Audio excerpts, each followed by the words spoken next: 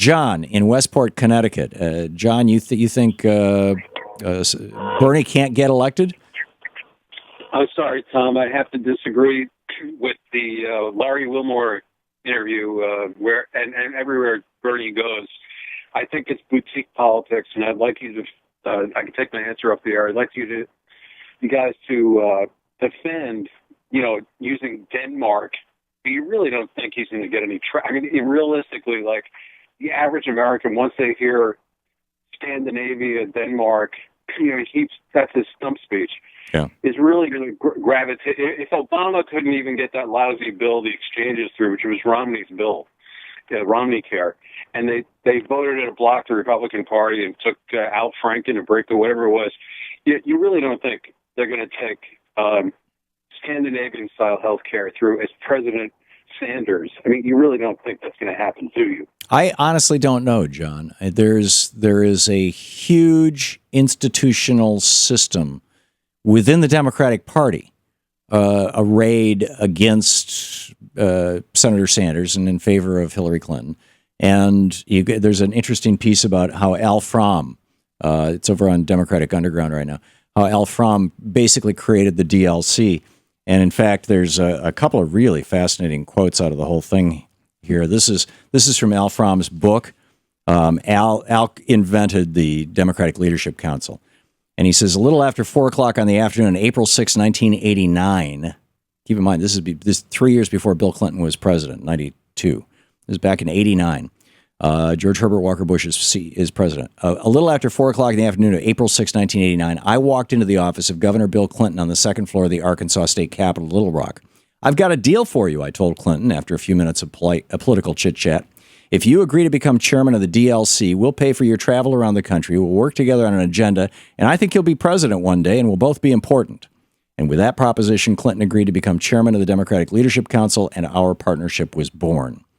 With Clinton as leader of the New Democrat movement, and he goes on from there. And basically, the DLC took over the Democratic Party, and they've since dissolved the Democratic Party or the DLC, but now it's basically the Democratic Party.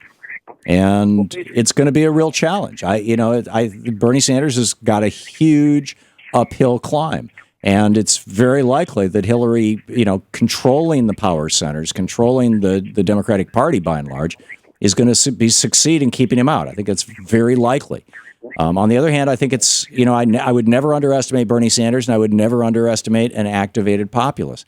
And yeah, I don't disagree with you, John, that talking about democratic socialism in the context of Denmark probably isn't as effective as talking about it in the context of Canada, for example, but which Bernie tries to do. I didn't see his interview with Larry Wilmore last night. It's on my queue of things to watch later on. But I don't think that this is boutique politics. I think this is real grassroots politics. The question is, will the institutional machine, which is owned and controlled by billionaires and big corporations within the Democratic Party, will that machine squash the Sanders candidacy? And they're already starting to try. I mean, as I said, John Podesta, who's running Hillary's campaign, to set up the Center for American Progress, Think Progress. It's one of the largest liberal blogs. Top story on there is a hit piece on Bernie Sanders. Surprise, surprise. Media Matters, David Brock's organization. David Brock runs a super PAC, a Hillary super PAC that last week attacked Bernie, the first attack of the campaign. In an attempt to kind of backdoor opposition research thing that they fed to the Huffington Post. The Huffington Post outed them on it. But the many of the so-called much of the progressive media has already been locked up. I think TPM. It seems Josh Marshall is actually I haven't read it in about a week and a half. I just quit reading it because I never saw anything positive about Bernie, and it was all Hillary. I think that people are figuring out. They're trying to decide right now. In the media and whatnot, do I want to be part of the Clinton administration or not? Do I want to compete for the job of press secretary or not? Do I want to be an insider or an outsider, when Hillary comes to town?